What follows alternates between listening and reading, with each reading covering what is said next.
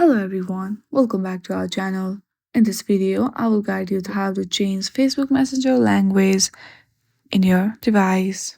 For that, if you go through your Messenger and hit on the three lines on the top left corner and select the setting gear icon on the top right corner, there you have all of your settings, but there is no any option to change your language. If you want to change the language of Facebook Messenger, then you have to change the language of the whole system. That is, you have to change overall language of your device. For that, launch the settings and then go through general.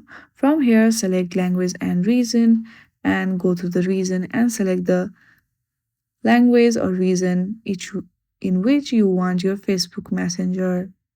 In this way, you can easily change Facebook Messenger language. I hope you like this video.